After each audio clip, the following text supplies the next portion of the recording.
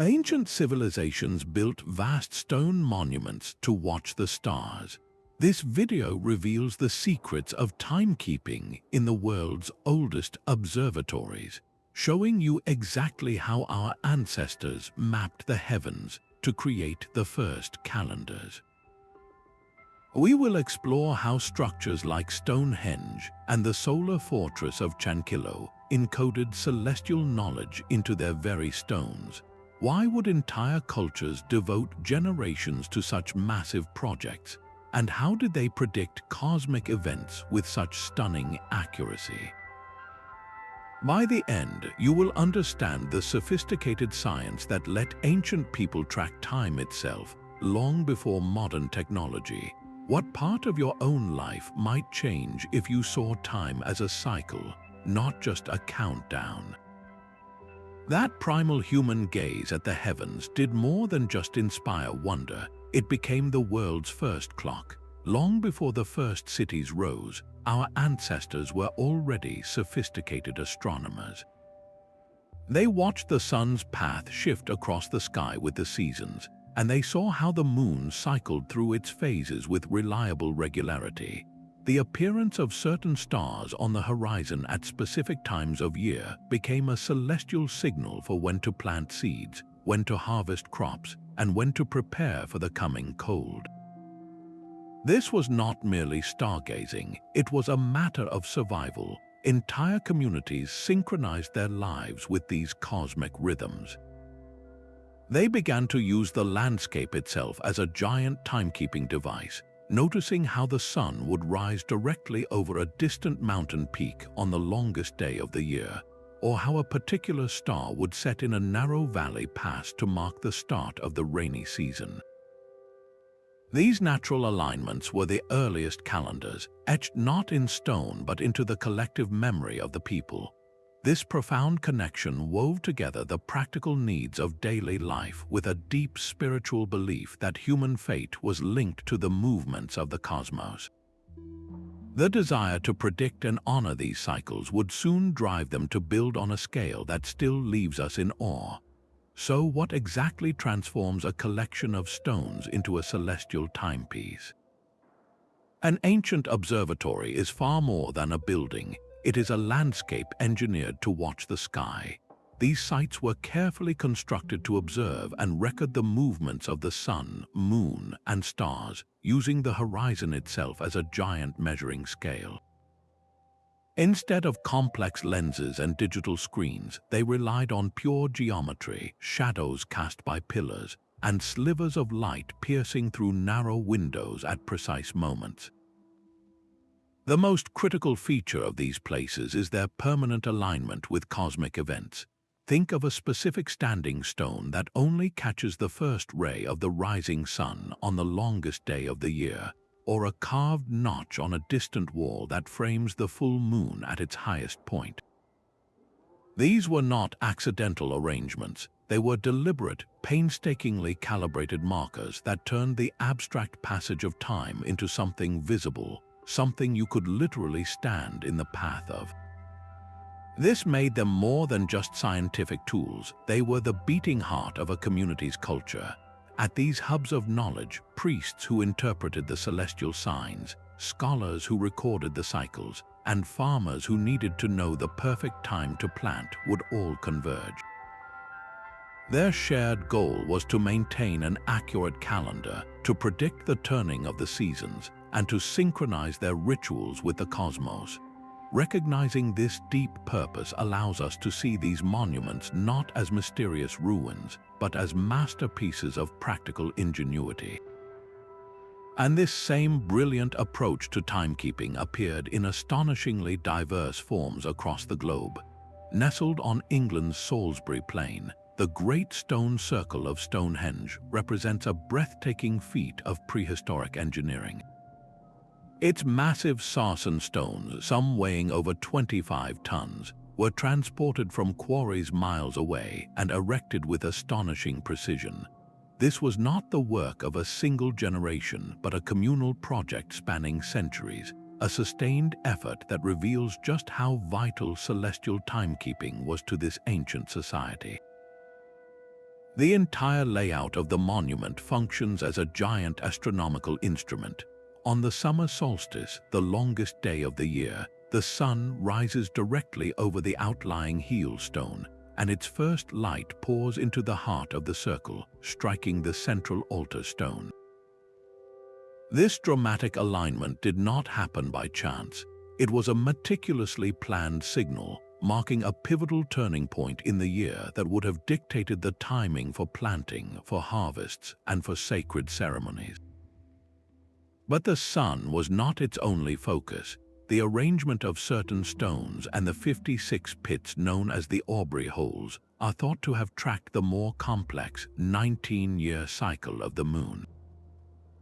This lunar calendar would have allowed its keepers to predict eclipses, events that were likely seen as moments of profound cosmic power. Building such a precise observatory required a deep, accumulated knowledge of geometry and a sophisticated understanding of the sky's movements, proving that Neolithic minds were capable of abstract scientific thought. Stonehenge stands as a permanent declaration that for its builders, time was not a vague concept, but a physical reality they could capture in stone. Yet this ambition to fuse architecture with astronomy was a global phenomenon, appearing with equal brilliance on the other side of the world. Across the sea in Ireland's Boyne Valley, a different kind of ancient wonder captures the sun with breathtaking precision. The Great Mound of Newgrange is a passage tomb older than the pyramids of Egypt, and its design reveals a profound connection to the darkest days of the year. Above its entrance lies a unique feature called a roof box, a specially crafted opening that serves a single, spectacular purpose. For just a few days around the winter solstice, as the sun crests the horizon on the shortest day, a narrow beam of light penetrates this roof box.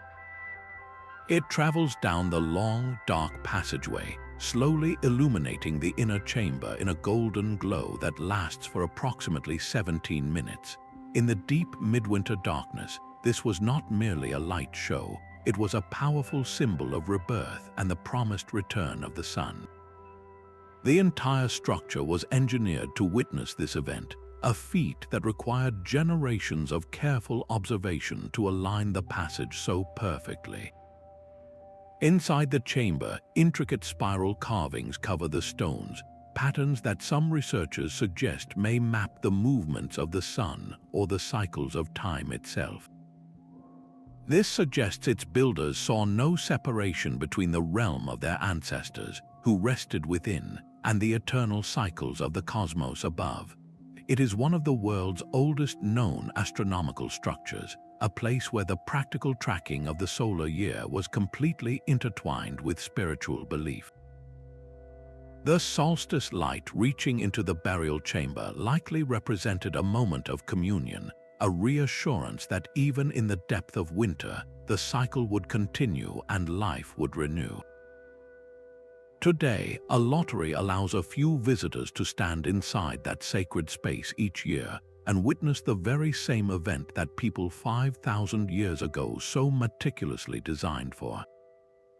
It is a humbling experience that connects us directly to their timeless quest to use architecture to capture a moment of celestial magic, proving that the desire to find meaning in the sky's rhythms is a fundamental part of the human story. While the stone circles and mounds of Europe tracked the solstices, a different kind of timekeeper emerged from the arid landscape of coastal Peru. Chankillo is not a circle but a line, a row of 13 precise towers marching along a desert hilltop like a stone spine. Built by a mysterious pre-Inca culture over 2,300 years ago, this solar fortress is one of the most complete and ingenious ancient observatories ever discovered. From two distinct observation points on either side of the ridge, the entire year unfolds. On the eastern observation platform, a witness would watch the sunrise, seeing it emerge from behind one tower, then slowly march along the row as the seasons progressed. At one end of the line, the sun would rise directly to the left of the first tower, marking the December solstice. Half a year later, it would rise to the right of the final tower, marking the June solstice. The equinoxes were marked when the sun appeared directly between the 6th and 7th towers, splitting the sky in half. This was a calendar you could read just by looking at the horizon. The entire system functioned like a giant, immovable sundial with 13 markings, providing an accurate date to within 1 or 2 days. It required no moving parts, no adjustments, just the reliable journey of the sun and the perfectly placed stones built to frame it. This was not a secret knowledge reserved for a few elite priests, but a public timekeeping device. The entire community could gather and see for themselves exactly where they were in the agricultural cycle, knowing when to plant, when to harvest, and when to hold their most important ceremonies. The builders of Chankillo demonstrated a breathtaking mastery of their environment, surveying the land and shaping it into a tool that synchronized human life with the cosmos. Their achievement stands as a powerful reminder that the drive to measure time is a universal human impulse, yet the solutions our ancestors devised were as wonderfully diverse as the cultures themselves. Yet the secrets of the sky were not always locked in stone. In a forest in Germany, 2 treasure hunters unearthed an object that would rewrite our understanding of Bronze Age Europe. The Nebra Sky Disk is a stunning bronze plaque, smaller than a dinner plate, inlaid with gold symbols of a crescent moon, a full sun, and a cluster of stars believed to be the Pleiades. Dating back over 3,600 years, it is the oldest known realistic depiction of the cosmos anywhere in the world. But this was far more than a beautiful artifact. It was a portable observatory. Think of the challenge ancient people faced. Their great stone calendars were fixed in place. But what if you needed to know the time while traveling, or to explain the celestial schedule to a neighboring village? The disk appears to be the answer, a complex instrument designed to harmonize the lunar and solar years. By moving a special pin, perhaps now lost, along its rim, a keeper could align the gold moon with the sun and stars, creating a functional calendar that could predict the best times for planting and harvest.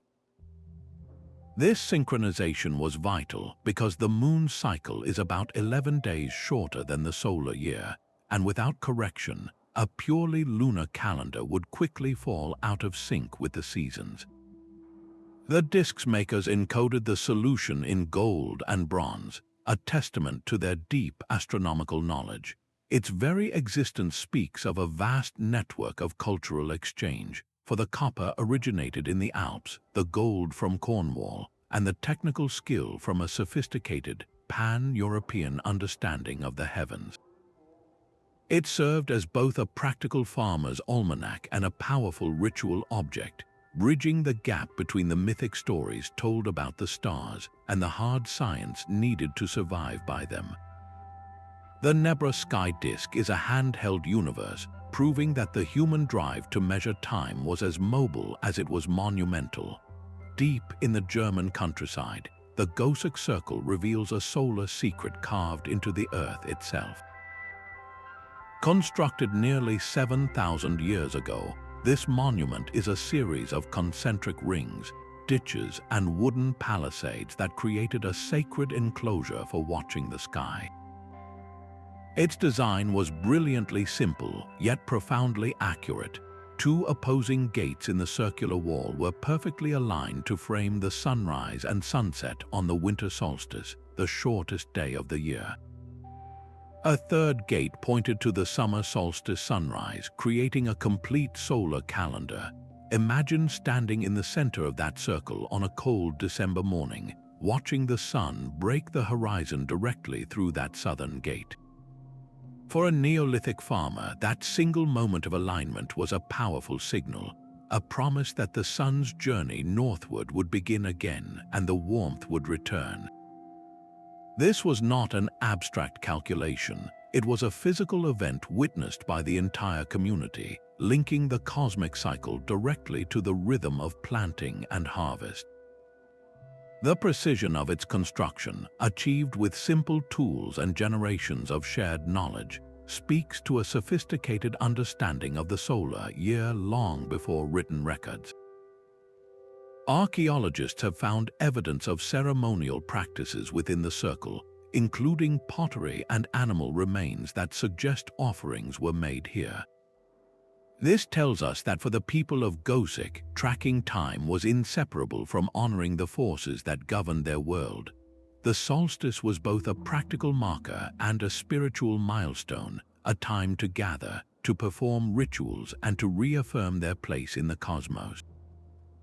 The circle's gates did not just let in the light, they framed a moment of communal hope and celestial order, proving that the need to build a connection between heaven and earth is an ancient and deeply human endeavor.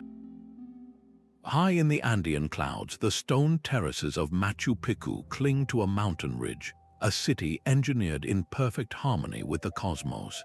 Here, the Inca did not merely build upon the land, they wove their architecture into the very fabric of the sky.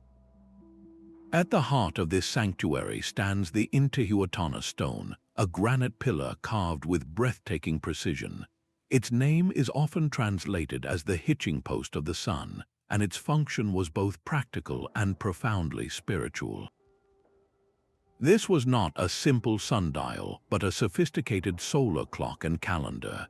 Its multifaceted angles and carefully aligned planes cast distinct shadows throughout the day and across the seasons, allowing priests to mark the solstices and equinoxes with unerring accuracy.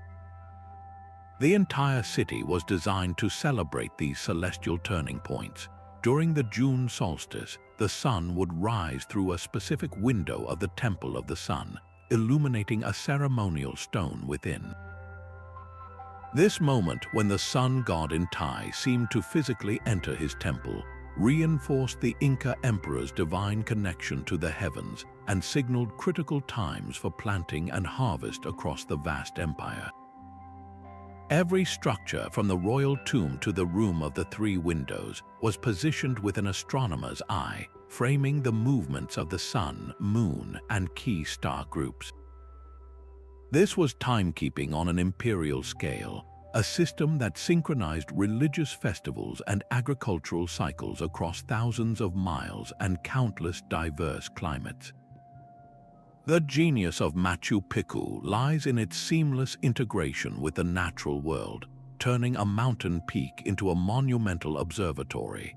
It stands as a testament to a civilization that viewed the measurement of time as a sacred dialogue between earth and sky, a necessary art for sustaining both life and belief. But the Maya vision of time was not confined to a single, spectacular moment. At the base of the Great Pyramid, the feathered serpent stone heads guard the four sides, a constant reminder of the deity's presence and the cyclical nature of existence that the entire structure embodies. This was far more than a stage for a biannual light show. It was a meticulously engineered machine for tracking the cosmos. The pyramid's 9 terraces, divided by a central staircase, create 18 sections, a direct reflection of the 18 months in the Maya solar calendar. Each of the 4 stairways has 91 steps, which, when added to the shared platform at the top, totals 365, the complete number of days in the year. Every aspect of its construction was a mathematical equation written in stone, a permanent record of their celestial knowledge. To fully grasp their genius, you need to look beyond the pyramid to a unique, round tower known as El Caracol, or the snail, for its spiral interior. This was their advanced observatory. Its narrow, strategically placed windows were precisely aligned not with the sun, but with the extreme rising and setting points of the planet Venus. The Maya saw Venus as a god of war, and its movements were critical for determining the timing of conflict and royal ceremonies. They tracked its cycles with such accuracy that their calculations of its appearance are only different from our own modern computations by a few seconds. This integration of architecture and astronomy allowed them to run multiple complex calendars simultaneously.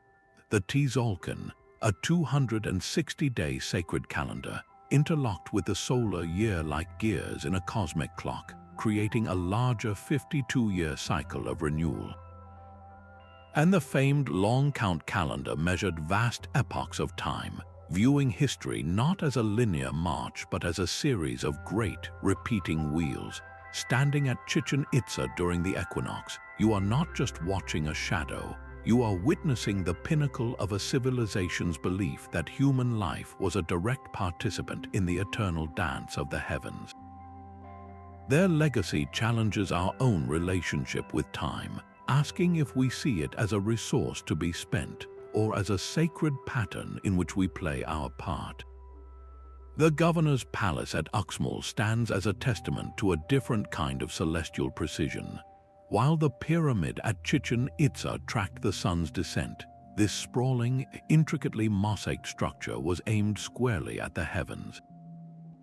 Its central doorway does not frame a sunrise or a sunset, but a single, brilliant point of light, the planet Venus at its southernmost extreme in the sky. For the Maya, this was not a random star, but a celestial god whose movements dictated the rhythms of war and the timing of royal power. The entire palace, a masterpiece of architectural harmony, was engineered so that its most important threshold became a rifle sight for a planet. Imagine the ruler standing in that doorway on the precise night when Venus reached its appointed station. That moment of perfect alignment was a powerful signal, a divine endorsement that likely influenced when to launch a military campaign, when to form a political alliance, or when to conduct a ceremony to ensure the rains would come. This was timekeeping woven into the very fabric of governance. The Maya tracked the 584-day cycle of Venus with an accuracy that stuns modern astronomers, understanding its complex pattern of appearing as a morning star and an evening star. They could predict its movements for generations, using this knowledge not just for ritual, but as a practical guide for agriculture, knowing that its position in the sky correlated with the coming of the rainy season.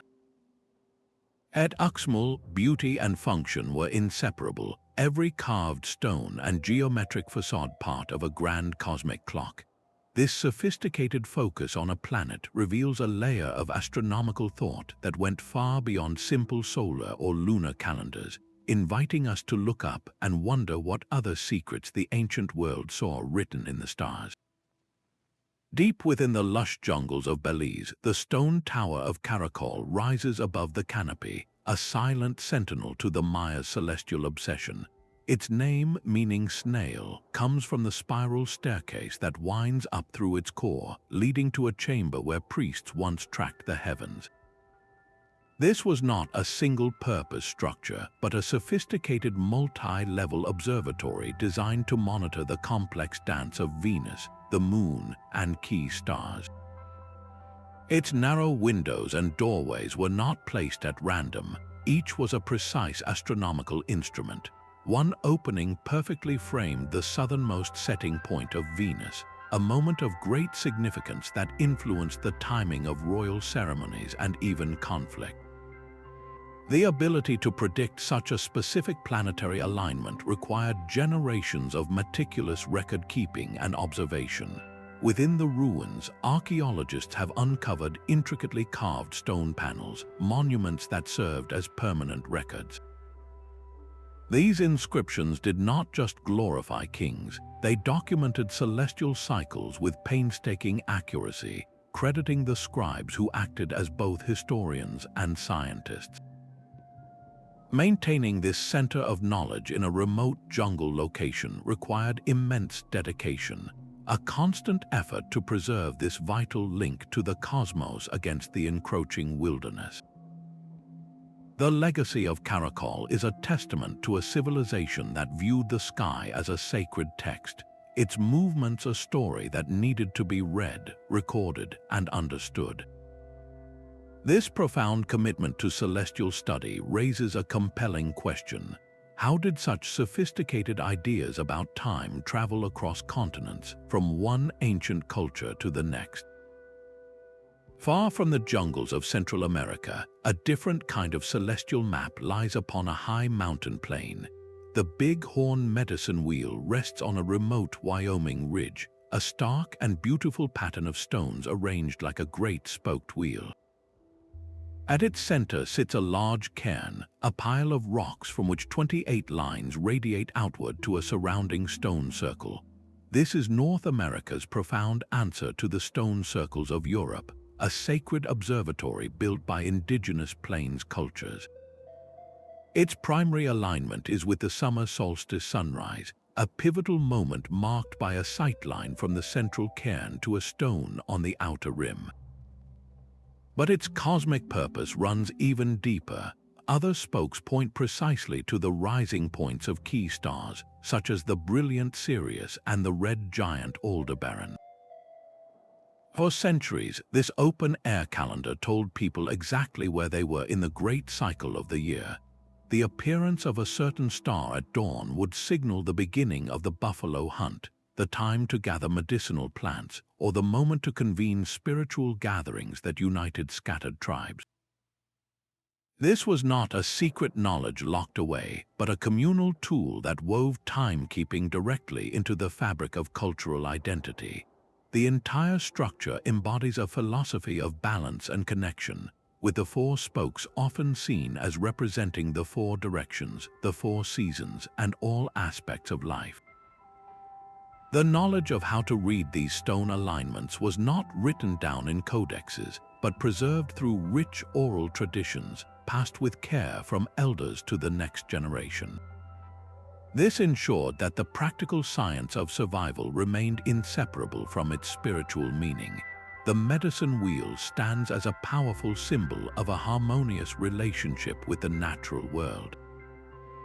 Here, celestial patterns did not dictate an abstract schedule, but guided a sustainable way of living in delicate balance with the land.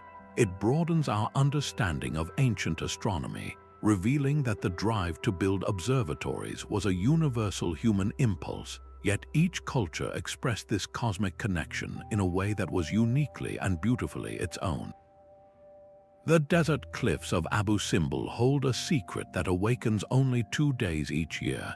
Deep within the great temple, carved directly into the mountain for Pharaoh Ramesses II, lies a sacred inner sanctuary.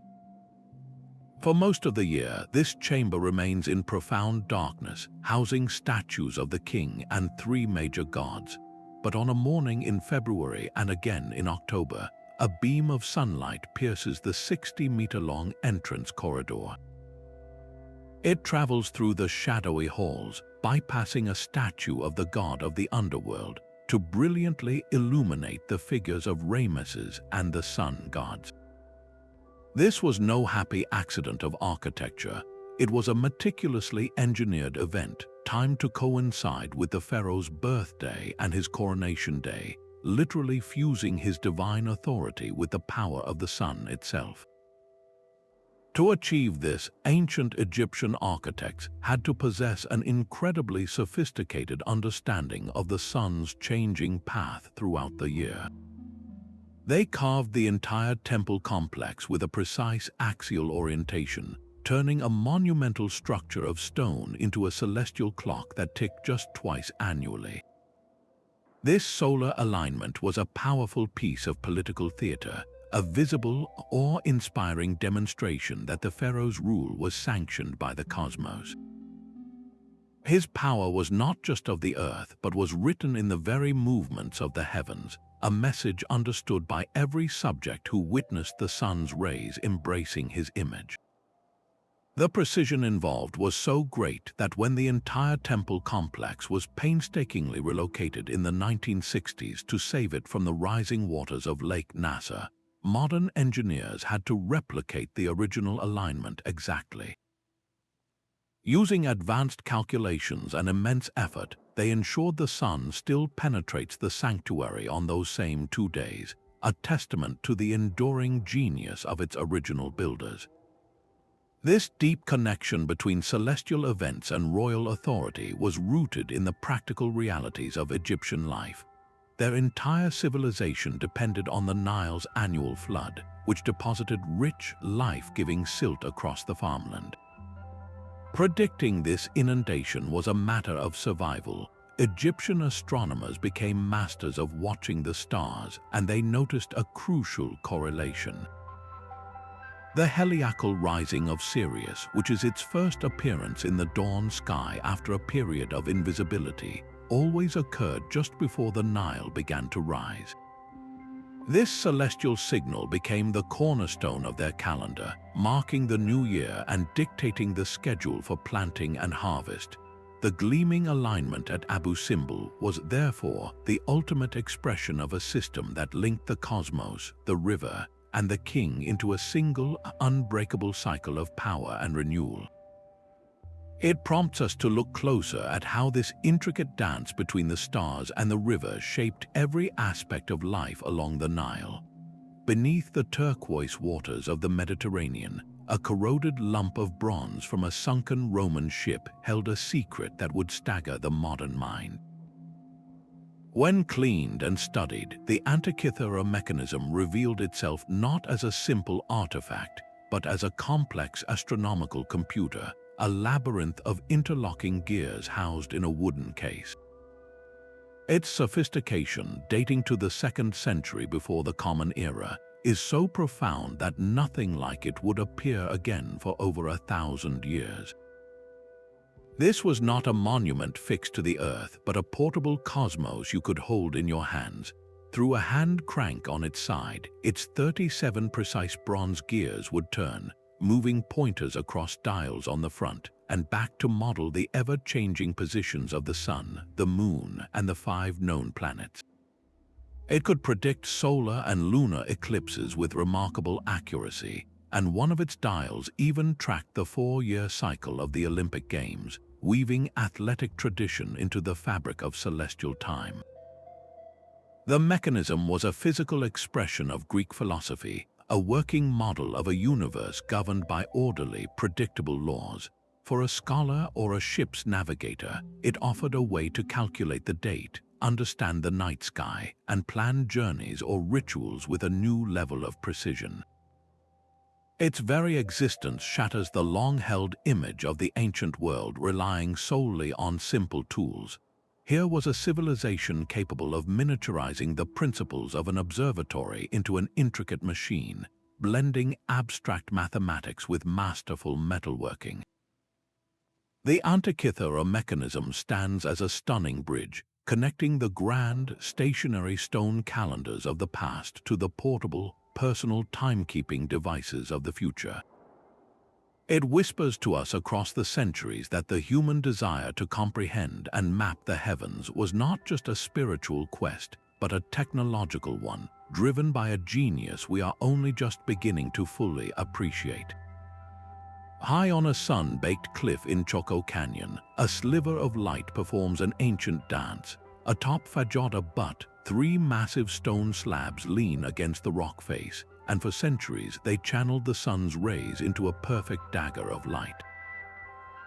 This beam would slide directly across a carved spiral petroglyph, bisecting its center on the summer solstice, framing it with 2 daggers of light on the winter solstice, and striking through its middle with a single shaft during the equinoxes.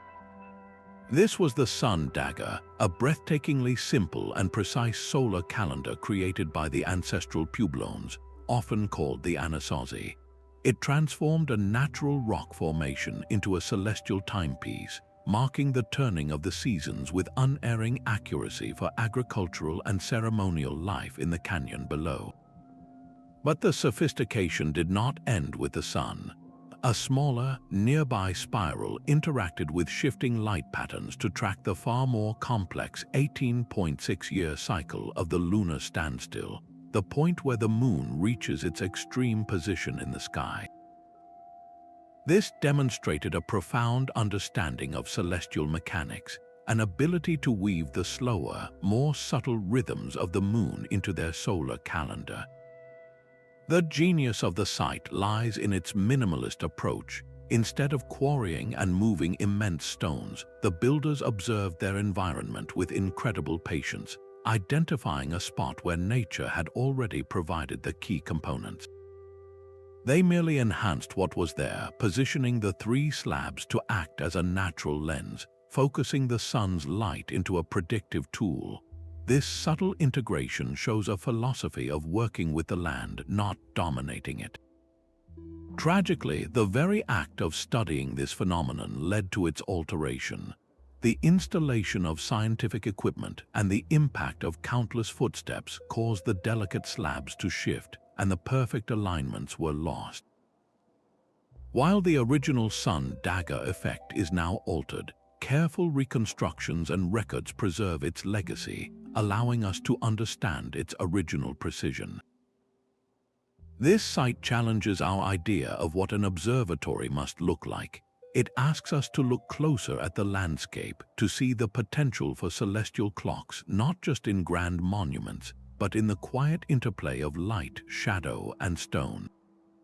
The ancestral Puebloans did not need to build a pyramid to capture time. They simply learned to read the messages the sun was already writing on the cliff face.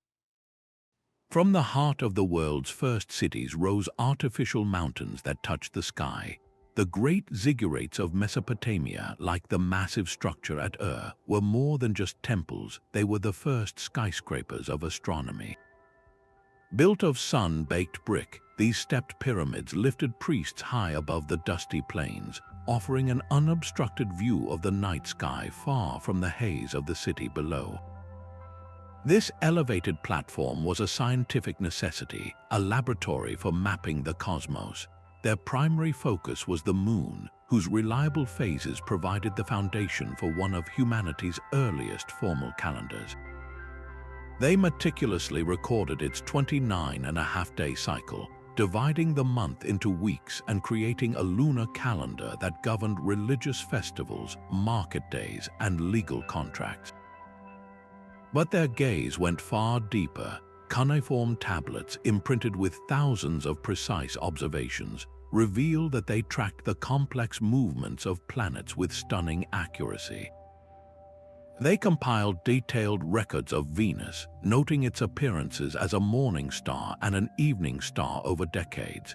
This was not mere stargazing, it was a system of celestial divination, where the positions of the planets were believed to convey messages from the gods about future harvests, the fate of kings, and the outcomes of war. The ziggurat itself was the physical symbol of this connection, a stairway between the earthly realm and the divine, where priests acted as interpreters of the cosmic code. This fusion of science and spirituality made the temple the intellectual hub of the city, a place where the rhythm of time was deciphered and used to structure all of society. The architectural form of the ziggurat, this mountain built by human hands, became so powerful that its influence spread across the ancient world through trade routes and empires, carrying with it a revolutionary idea that the heavens could be measured, understood, and used to bring order to human life. This legacy of urban astronomy, born between the Tigris and Euphrates, would echo for millennia, shaping how future civilizations would look up and seek their place in the universe. While Mesopotamian priests charted the heavens from ziggurats, another civilization was inscribing the cosmos onto bone. In the shadow of China's Shang dynasty palaces, royal diviners pressed hot brands into the shoulder bones of oxen and the undershells of turtles. The cracks that spiderwebbed across the surface were not random. They were messages believed to be from the ancestors, and the questions asked were often about the sky itself. Inscribed directly onto these oracle bones were the earliest known records of solar eclipses in human history. One famous inscription asks, "Will the sun be eaten?" A poetic and haunting question that reveals both their fear and their desire to understand. The diviner would then record the outcome, creating a meticulous log of celestial events that spanned generations. This was more than ritual, it was state-sponsored science. The king needed to know if an eclipse was an omen of misfortune or a simple celestial occurrence, and these bones became a permanent archive, allowing scribes to detect patterns over time. They noticed the recurring cycles of the moon and the sun, and from this they engineered one of history's most durable timekeeping systems, the lunisolar calendar. This brilliant innovation harmonized the shorter lunar months with the longer solar year by periodically inserting an extra month, a leap month, to keep the agricultural seasons perfectly aligned. The calendar dictated when to plant rice and when to harvest millet, synchronizing the work of millions with the reliable rhythm of the heavens, but their gaze extended beyond the moon and sun. Meticulous court astronomers documented the sudden, frightening appearance of guest stars, what we now call comets or nova, and they charted the familiar constellations with such care that their records form an unbroken chain of observations stretching for millennia. The oracle bones show us that in ancient China, timekeeping was never a purely practical matter. It was a sacred dialogue between the king and his ancestors, between the earth and the sky, woven into the very fabric of power and spiritual belief. This legacy of continuous observation raises a profound question. How did other cultures, separated by vast distances, find their own ways to permanently record the turning of the cosmic wheel? Far out in the vast expanse of the Pacific Ocean, the stone giants of Rapa Nui stand in silent communion with the sky.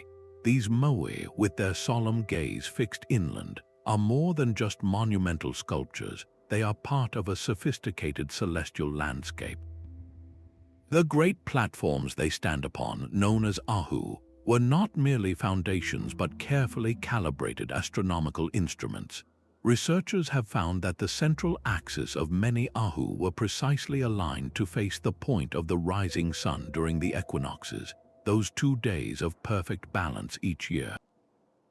On those mornings, the first light would have struck the platforms and the towering figures upon them in a dramatic display of alignment. Other ahu appear oriented toward the solstice sunrises or the setting positions of key stars like those in the Southern Cross. This was timekeeping carved directly into the island's geography. Each Moai represented a revered ancestor, and by positioning these figures to witness the sun's rebirth on a specific day, the Rapa Nui people created a powerful, permanent link between their lineage and the eternal cycles of the cosmos. The ceremony of watching the sun rise behind a specific statue on the equinox would have been a moment of profound communal connection, reinforcing their shared identity and synchronizing their rituals with the turning of the year. The sheer scale of this endeavor on such a remote island is breathtaking. Isolated by thousands of miles of open sea, the Rapa Nui developed their celestial science entirely independently, a testament to the universal human drive to find order in the heavens. Their achievement forces us to reconsider what we label as primitive, for here was a culture that moved mountains of stone to build a calendar that watched the sky. The sheer scale of the Carnac stones is almost incomprehensible. Stretching across the French countryside in Brittany, over 3,000 weathered megaliths stand in silent, parallel rows, a vast army of stone erected over 6,000 years ago. Walking among these alignments is to move through a grand, open-air cathedral of the Neolithic world, where the pillars do not support a roof but frame the sky itself. The primary axes of these great rows are aligned with the rising sun at the summer solstice and the setting sun at the winter solstice, turning the entire landscape into a colossal calendar. But the purpose likely went far beyond the sun. The intricate arrangement of certain smaller menhirs and nearby mounds suggests a sophisticated focus on the more complex cycles of the moon. Researchers propose that by sighting along specific lines of stones, ancient observers could track the moon's subtle wobble over its 18.6-year cycle, predicting lunar standstills and even eclipses. This was not a monument for a single village, but a regional center of knowledge that would have drawn people from across the land for ceremonies that synchronized their lives with the cosmos. The turning of the seasons dictated when to plant and when to harvest, and the ability to predict an eclipse would have bestowed immense spiritual authority upon the keepers of this stone clock. Local folklore whispers that the stones are a Roman legion turned to stone by the wizard Merlin, a poetic attempt to explain the unexplainable that blends myth with the deep memory of the site's power.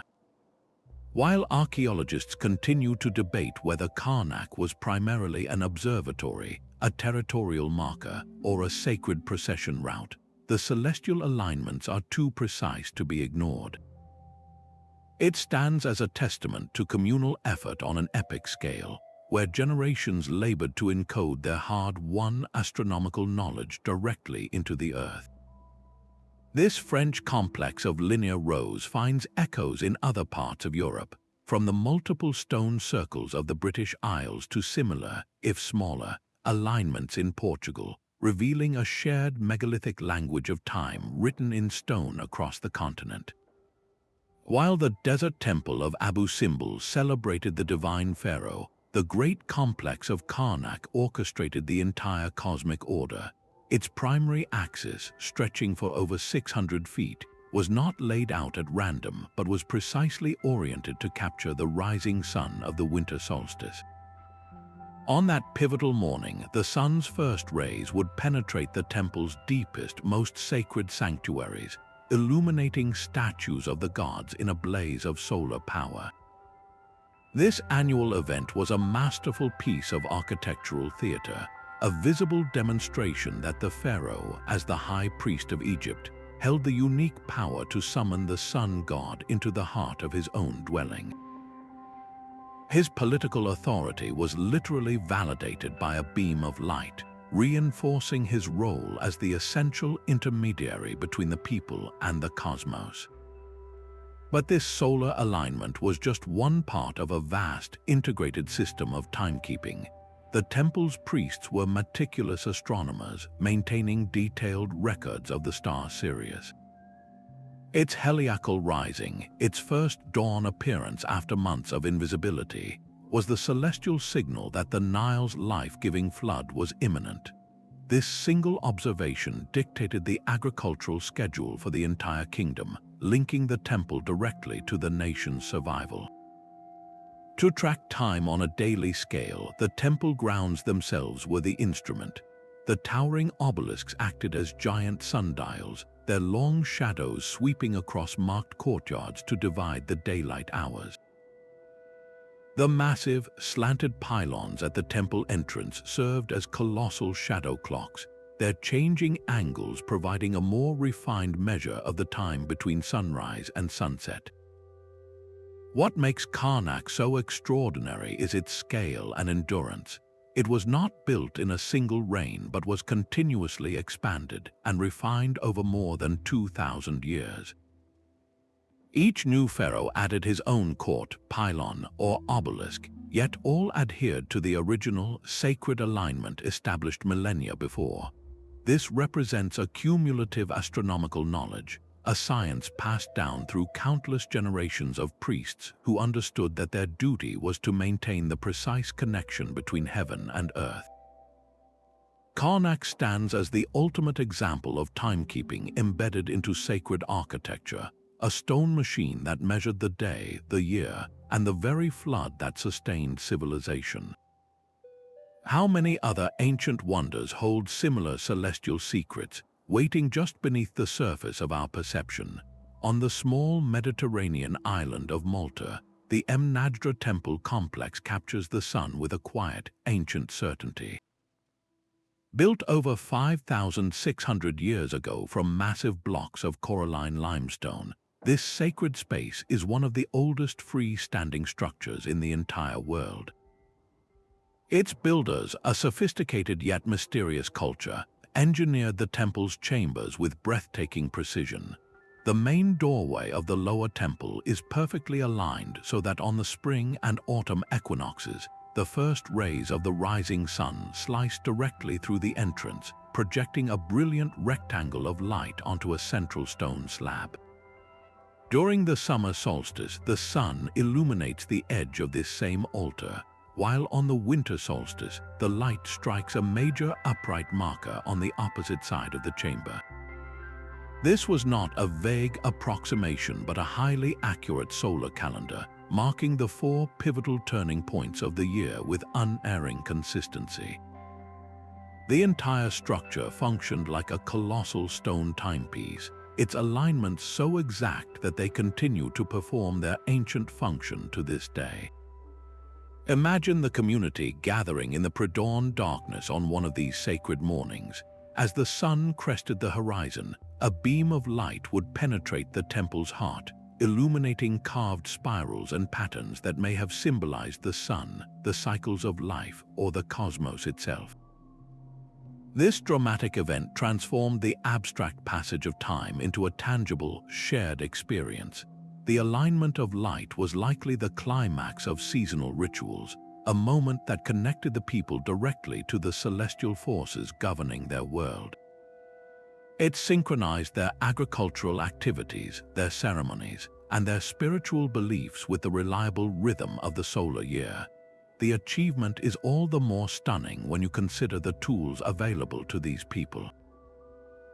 They quarried, transported, and erected these immense stones without the use of metal, relying on stone tools, wooden levers, and generations of collective knowledge.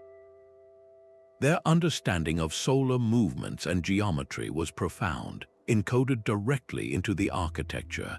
Mnajdra stands as a powerful reminder that significant astronomical knowledge was not the sole property of vast continental empires.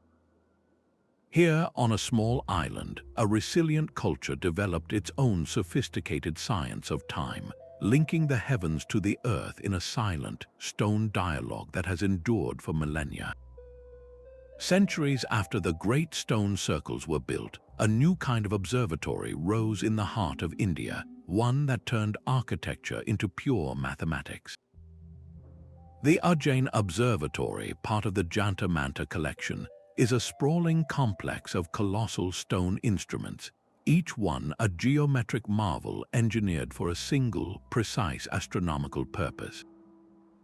These are not buildings with rooms and roofs, but massive, sculptural tools designed to measure the heavens. Built in the 18th century by the visionary Maharaja Jai Singh II, this site represents a brilliant revival of a much older tradition. Ancient Indian astronomy had already developed incredibly sophisticated calendars and mathematical models for tracking planets and stars, knowledge preserved in sacred Vedic texts. The Maharaja sought to bridge this deep historical wisdom with the empirical science of his own era, creating a physical laboratory where past and present could align. One of the most striking instruments is the massive sundial known as the Samrat Yantra, a towering triangle whose shadow sweeps across a curved scale, telling the local time with an accuracy of mere seconds. Other structures were dedicated to tracking the complex paths of planets against the backdrop of stars, predicting the timing of eclipses, and mapping the precise coordinates of celestial bodies. What makes Ujjain so special is its location. For millennia, the city had been considered a prime meridian in ancient Indian geography, a sacred center for astronomy where the skies were traditionally clear and ideal for observation. Here, scholars seamlessly wove together spiritual Vedic knowledge with relentless observation, viewing the cosmos as an orderly system governed by laws that could be both meditated upon and measured. This fusion created a unique timekeeping tradition where faith and science were not in conflict, but were partners in the quest to understand universal order. The Ujjain Observatory stands as a powerful testament to the global continuity of this celestial inquiry, proving that the drive to capture time in stone is a thread that connects cultures across continents and centuries. The rhythm of the moon has always been a woman's intimate clock. Across countless ancient societies, women were the quiet custodians of time, weaving celestial patterns into the very fabric of daily survival. They observed the lunar phases not just for planting, but to track their own biological cycles, creating personal calendars that synchronized their bodies with the cosmos. This knowledge was power, a deep understanding of cyclical time that informed decisions about health, community, and when to gather vital resources. In the great cities of Mesopotamia, alongside the male priests atop ziggurats, some women served as scribes, their hands carefully inscribing cuneiform tablets with observations of Venus and the moon. Their meticulous records were essential for the royal archives, blending the science of the stars with the art of writing. Meanwhile, in the forests and plains of indigenous North America, grandmothers and mothers held the generational knowledge of when the first berries would ripen, when the roots were most potent for medicine, and when the geese would fly south. This was timekeeping grounded in sustenance, passed down through stories and practice, ensuring the community thrived in harmony with the land's natural schedule. Even in the highly documented classical world, a figure like Hypatia of Alexandria stands out, a philosopher and astronomer who taught and built instruments in a time when such public intellectual roles for women were exceptionally rare. Her story, though often overshadowed, reminds us that the pursuit of celestial knowledge was not exclusively a male domain. Recognizing these varied contributions completely transforms our image of the ancient astronomer. It was not always a lone priest on a mountaintop, but often a mother noting the moon's phase, a weaver using stellar patterns in her designs, or a healer who knew which star's rise signaled the time to harvest a particular leaf. This inclusive perspective reveals that timekeeping was a deeply collaborative human endeavor, its threads woven by countless hands, both seen and unseen, into the enduring tapestry of history. The intricate clocks of the ancients did more than track the seasons, they sculpted the very soul of their cultures. This celestial rhythm became the invisible framework upon which societies built their art, their beliefs, and their very identity. For the Maya, time was not a straight line but a great turning wheel, a concept that echoed throughout their artistry. Intricate carvings and painted ceramics are filled with spirals and repeating patterns, visual metaphors for the endless cycles of creation and destruction they saw in the cosmos. Their elaborate rituals were precisely timed to these celestial cycles, believing that performing a ceremony on the correct day could influence the favor of the gods and ensure the continuity of the world. Similarly, in Egypt, the annual solar alignment at a temple was not just an engineering feat, it was a dramatic reenactment of a core myth. As the sun's light pierced the inner sanctuary, it physically demonstrated the story of the sun god's rebirth from the underworld, a narrative that directly reinforced the pharaoh's own claim to divine kingship and eternal life. This fusion of cosmic observation and spiritual storytelling provided a powerful, unifying force that held entire civilizations together. This shared understanding of time also created the first networks of cooperation and commerce. When distant cities used similar lunar or solar calendars, it allowed merchants to synchronize their journeys, knowing when markets would be held or when trade goods would be ready. A farmer in one region and a potter in another could agree on delivery dates because they both lived by the same celestial schedule. This standardized timekeeping was the bedrock for coordinating immense communal projects. The construction of a pyramid or a great ziggurat required the labor of thousands, all of whom needed to be fed, housed, and directed.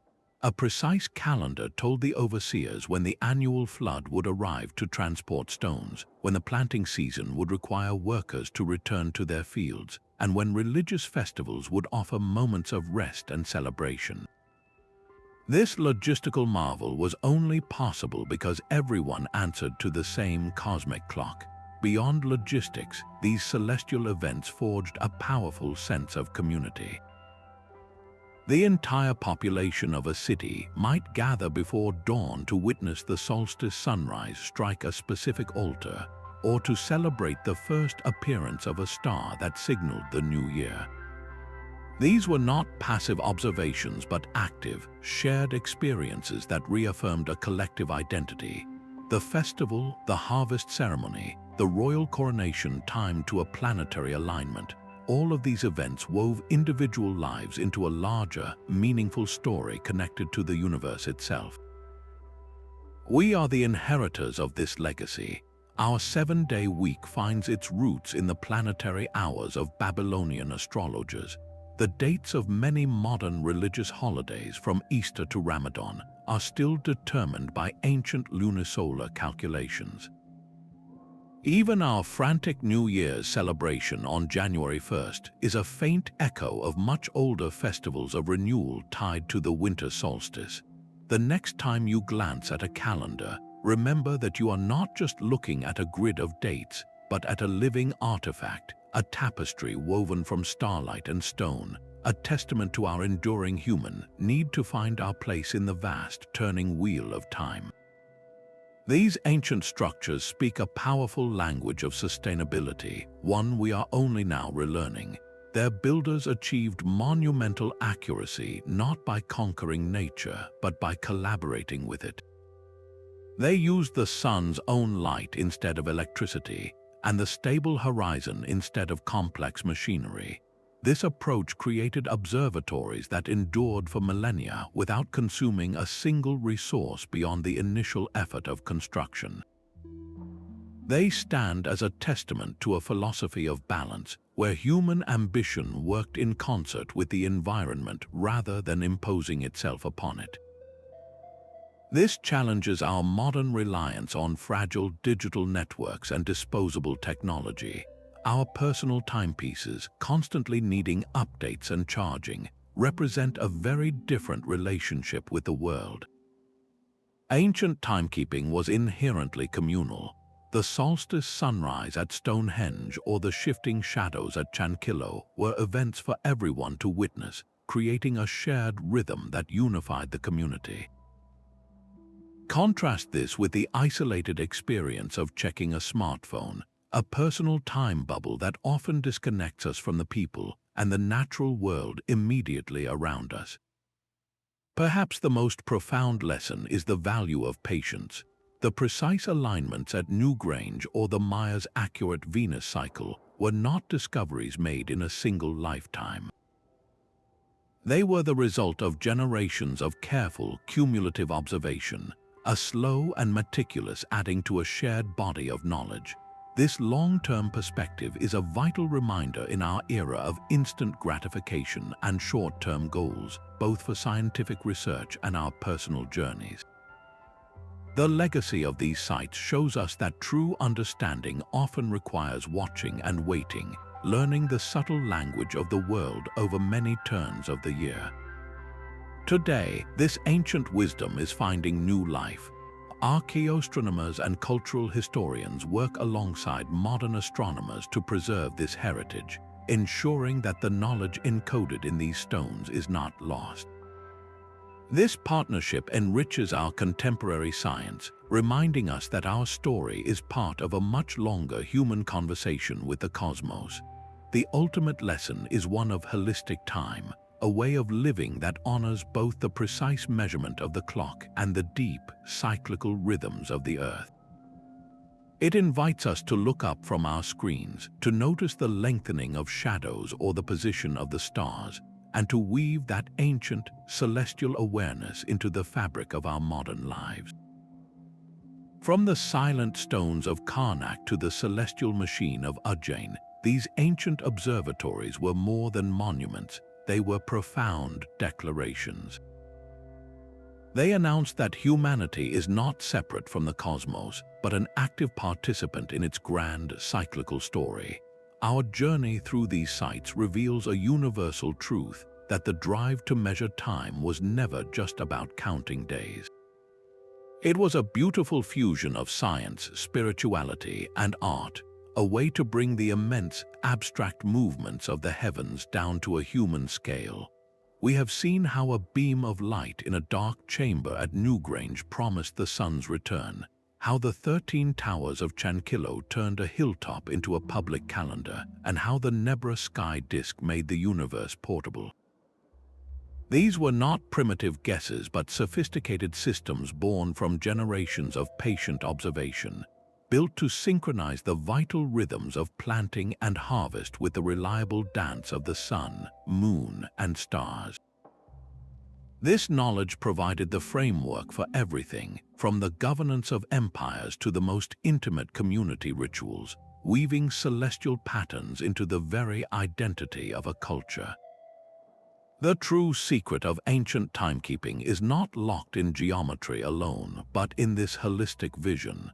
It teaches us about innovation that works with nature, not against it, and about the power of community in pursuing a shared understanding. It reminds us that our place in the universe is both humbling and deeply connected. So the next time you feel the rush of a ticking clock, perhaps pause for a moment. Look at the length of a shadow, notice the phase of the moon, or simply remember that for most of human history, time was not a resource to be spent, but a relationship to be nurtured. We would love to hear how this historical perspective resonates with you. Share your thoughts in the comments below and subscribe for more journeys into the past. Thank you for joining this exploration of the skies through ancient eyes.